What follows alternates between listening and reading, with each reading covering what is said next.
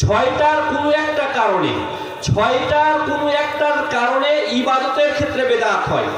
ছয়টার কোনো একটা কারণে ইবাদতের ক্ষেত্রে বেদাত হয়। এক নাম্বার বিষয় পরিমাপ বা সংখ্যা। পরিমাপ বা সংখ্যা, রাসূল ইবাদতের ক্ষেত্রে যে সংখ্যা নির্ধারণ রেখেছেন সেই সংখ্যাই বিদ্যমান রাখতে হবে, সংখ্যা কম বেশি করা যাবে না। ভালো করে লক্ষ্য করুন, সংখ্যা তারতম্য হলে বেদাত হয়, সংখ্যা কম বেশি হলে বেদাত হয়।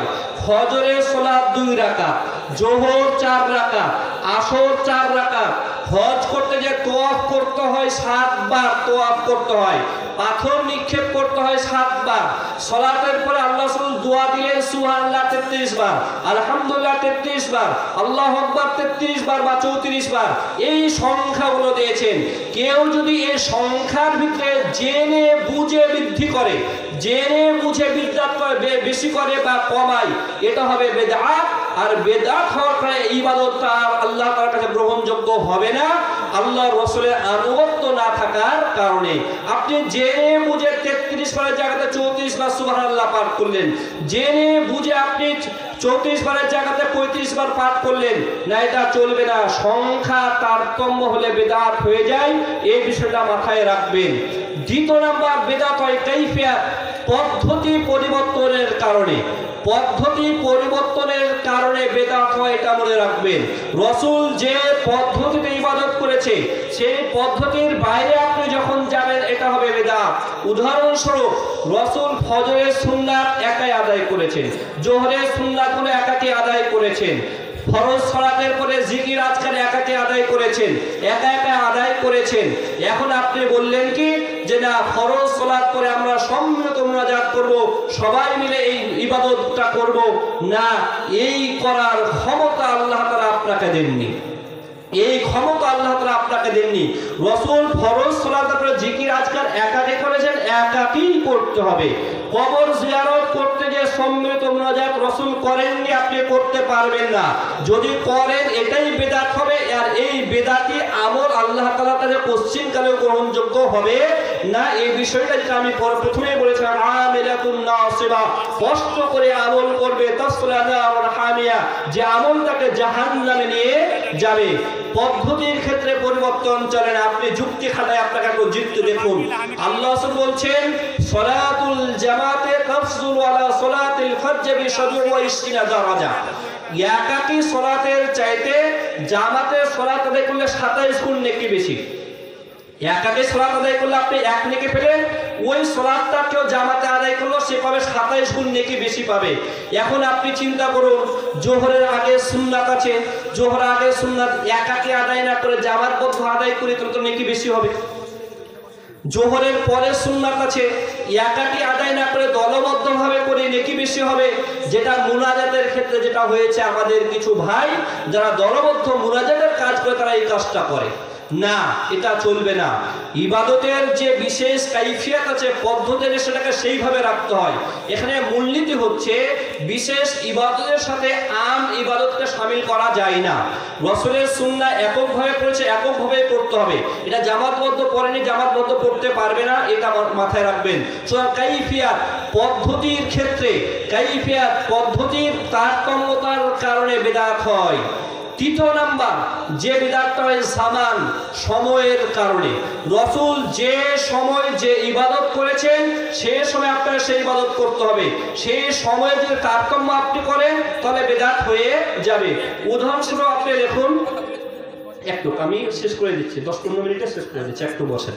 আমি একটু আলোচনা করি, যে প্রশ্ন ঠিক আছে, আলোচনার পরে একটু এই যে দেখুন জামান, সময়, শরীয়তে যে সময় নির্ধারণ করেছে সে সময়ে সেই ইবাদত করতে হয়, সময়ে তারতম্য করা যায় না। রোজার সময় আপনারা দেখুন ইফতার, ইফতারের সময় কখন? রাসূল করিম সাল্লাল্লাহু আলাইহি ওয়াসাল্লাম ইফতারের সময় নির্ধারণ করলেন যখন সূর্য ডুববে, সূর্য ডুবার সাথে সাথে ইফতার করতে হবে। এ সময় আপনি সময়কে কি করলেন? 2 মিনিট বাড়াইলেন। সতর্কতা 2 মিনিট, 3 মিনিট, 4 মিনিট আপনি বাড়াই নিলেন। তো রাসূল যে সময়টা নির্ধারণ করেছিলেন সে সময় কি থাকলো? সে সময় থাকলো না। এটাই ইবাদতের ক্ষেত্রে বিদআত হয়ে যায়। আল্লাহ বলছেন লা ইয়াযাল উম্মতি বিখাইরিন মা আজ্জালুল ফিতরা ওয়া আখারুস সাহুরা, আমার উম্মত ততদিন কল্যাণের ভিতরে থাকবে যতদিন তারা তাড়াতাড়ি ইফতার করবে, মানে সূর্য ডুবার সাথে সাথে ইফতার করবে, ওয়াখারু সাহুরা সাহরিটা বিলম্ব করে খাবে, শেষ সময়ে যে সাহরিটা খাবে ততদিন আমার উম্মত কল্যাণের ভিতরে থাকবে। কিন্তু আমরা পরিবর্তন করে ফেললাম সময়ের ক্ষেত্রে। জোহরের যে সময় সে সময়ে পড়তে হবে, তার আগে করলে হবে না। হজের যে সময় সে সময় হজ করতে হবে, আগে পরে করলে হয় না। সুতরাং যে জামান রয়েছে, জামানের সাথে সময়ের সাথে যে ইবাদত সে সময় করতে, অন্য সময় করলে হয় না। উদাহরণস্বরূপ আরেকটু ক্লিয়ার করি, আল্লাহ সালাতের পরে 33 বার সুবহানাল্লাহ আলহামদুলিল্লাহ আল্লাহু আকবার, যেটা আপনারা জানেন। ঘুমাতে যাওয়ার সময় সেই বিধান আছে, ঘুমানোর সময় 33 বার সুবহানাল্লাহ, 33 বার আলহামদুলিল্লাহ, 34 বার আল্লাহু আকবার বলতে হয়। এখন আপনি নিয়ম করে নিলেন, আমি যখনই দোকানে ঢুকবো, দোকানে ঢোকার সময় আমি এই ইবাদতটা করব। যখনই বাড়ি যাব, বাড়ি গেলে আমি সুবহানাল্লাহ 33 বার আলহামদুলিল্লাহ 33 বার আল্লাহু আকবার 34 বার পাঠ করব।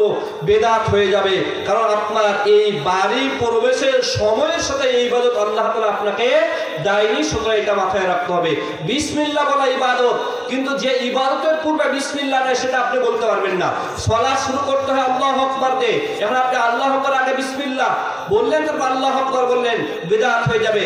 আযান শুরু করতে আল্লাহু আকবার দিয়ে, শুধু আযানের আগে দুরূদ পাঠ করলেন, আপনি বিসমিল্লাহ বললেন, জিকির আজকার করলেন, গজল করলেন, এরপরে আযান দিলেন, বিদআত হয়ে যাবে। এই বিষয়গুলো মাথায় রাখতে হবে।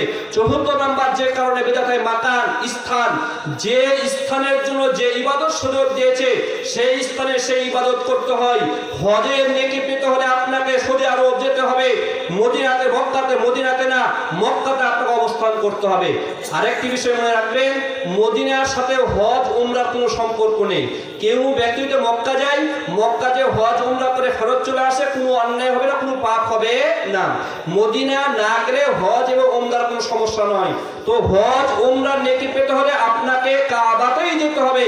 কাবাতে না যে আপনি যদি ওই যে চিল্লার মাঠে যান, কাবাতে না যে আপনি যে টঙ্গীর মাঠে যান, টঙ্গীর মাঠে যে মনে করেন আমরা এখানে হজের নেকি পাবো না, আমরা তো গরিব মানুষ, কাবা যেতে পারবো না, তাই ওই নেকি পাওয়ার জন্য এখানে আসলাম না, আপনি স্থান চেঞ্জ করে ফেলেছেন, আপনার এটা বিদআত হবে, আপনার পাপ হবে, আপনার নেকি হবে না। মসজিদে প্রবেশ করলে 2 রাকাত সালাত আদায় করে বসতে হয়। 2 রাকাত সালাত আদায় করে না বসা রাসূলের ইবাদত আপনার সুন্নাতের লঙ্ঘন হয়। এখন আপনি নিয়ম করে আমি যখনই বাড়িতে প্রবেশ করব তখন 2 রাকাত সালাত আদায় করব, এটা বিদআত হয়ে যাবে, এটা মিলবে না। এরপরে জিন্স, রাসূল যে জায়গাতে যে জাতীয় ইবাদত করেছেন সেই জায়গাতে সেই জাতীয় ইবাদত করতে হয়। ইবাদত চেঞ্জ করা যায় না, ইবাদত চেঞ্জ করা যায় না। ইবাদতের ধরন যে জায়গাতে যে ইবাদত করেছেন সেখানে সেই ইবাদত করতে হয়, পরিবর্তন করা যায় না। ফিতরার ক্ষেত্রে যাকাতুল ফিতরার ক্ষেত্রে রাসূল বিধান দেন খাদ্যদ্রব্য দিয়ে ফিতরা আদায় করতে হবে। ফরজা রাসূলুল্লাহ সাল্লাল্লাহু আলাইহি ওয়াসাল্লাম মিন তুআম, রাসূল এক শাহ খাদ্য ফরজ করেছেন।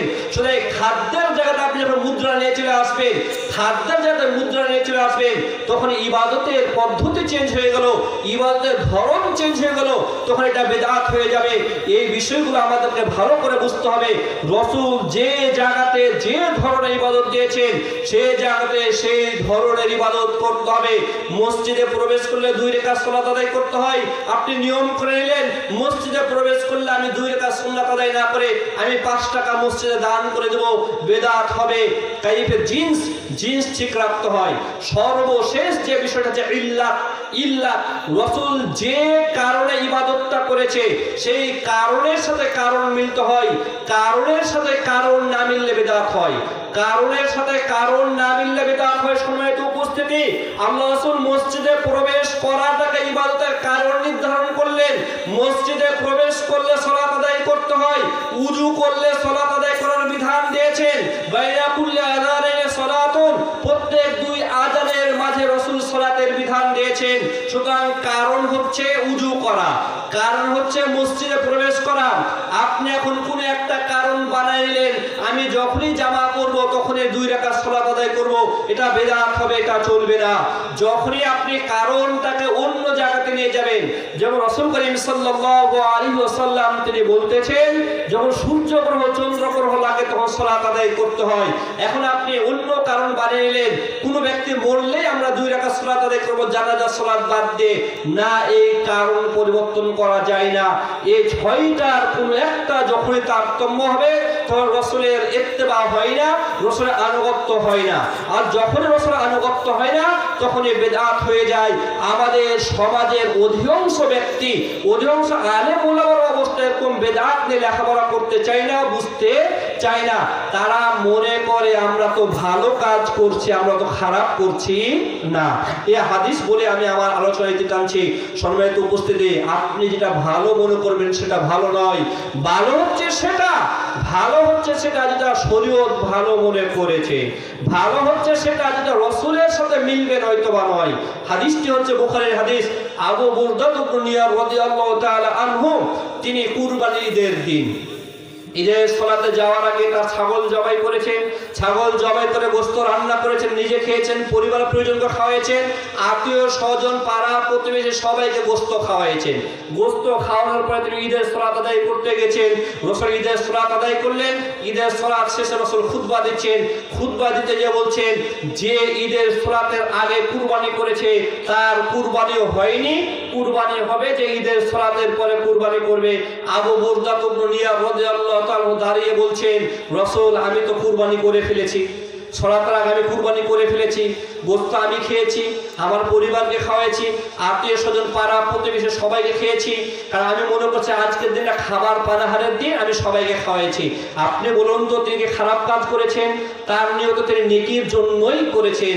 রাসূল বলছেন, শাতুকা শাতুল হামিন, আবু বুরদা তোমার কুরবানি হয়ে তোমার গোশত খাওয়া ছাগল হয়েছে, তোমার গোশত খাওয়া ছাগল হয়েছে।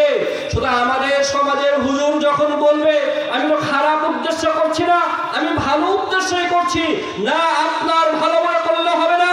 ভালো সেটাই মাওয়াফাকা শারআ, যেটা শরীয়তের সাথে মিলবে, যেটা কোরআন হাদিসের সাথে মিলবে সেটা হবে ভালো। কোরআন হাদিসের সাথে না মিললে সেটা যতই যুক্তি আপনি দেন কেন সেটা ভালো হবে না। উদাহরণস্বরূপ দর্জির মাপে আপনাকে যে জামা, দর্জির যে মাপ, সে মাপ যদি দর্জি ভালো মতো একটু বাড়াই দেয়, আপনার যে মাপ নিয়েছিল বাড়িয়ে দিয়েছে দর্জি, আপনি সেটাকে ভালো বলবেন? কোশ্চেন কালো ভালো বলবে না।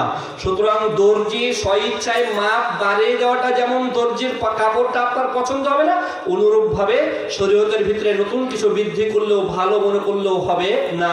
আল্লাহ সুবহানাহু ওয়া তাআলাকে দোয়া করি, আল্লাহ সুবহানাহু ওয়া তাআলা তিনি আমাদেরকে সত্যিকার অর্থে কোরআন এবং সুন্নাহ বুঝার, রাসূলের আদর্শ বুঝার, রাসূলের আদর্শ বুঝে তদ অনুপাতে আমল করার তৌফিক দান করুন, আমিন।